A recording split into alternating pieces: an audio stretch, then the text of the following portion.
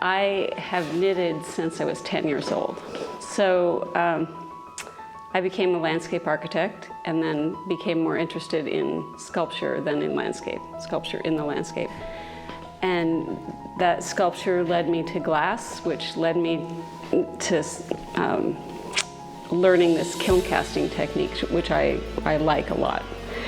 And then one day I had this wax in my studio and I thought, looks like yarn. I wonder if I could knit with it.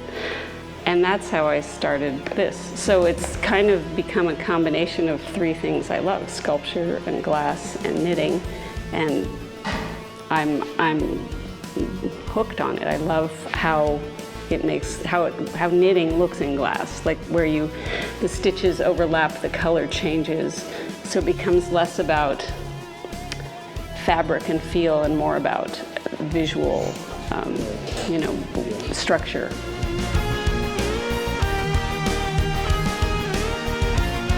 I just work. I mean, I work every day in my studio, 9 to 5, even if I don't feel like it. And mostly I think of it as playing. I just start working with wax and see where it goes.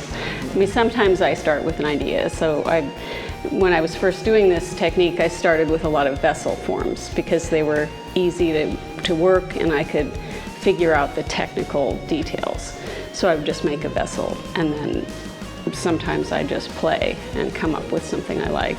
And like here, I just made a shoe because of Turkey and I was reading about shoes and I just was playing and then so it became a shoe.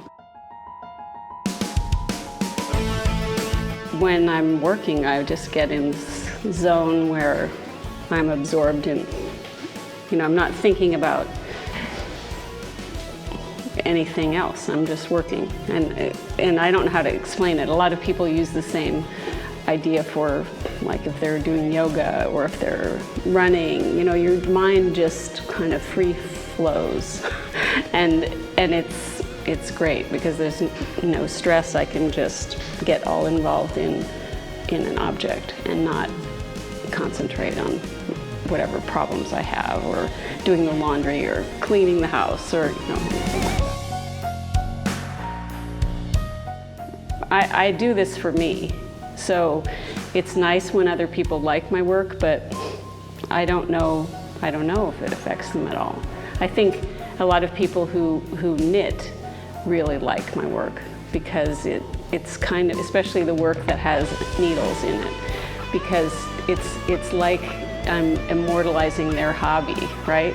They see it, oh, it's knitting and I do knitting, and it looks like somebody knitted and they just left it on the table and they're still, like, it's a work in progress. So it's a tribute to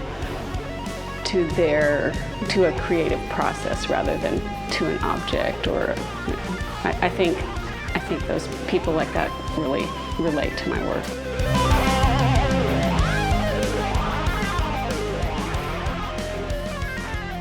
If somebody's interested, it's something that I put my soul into.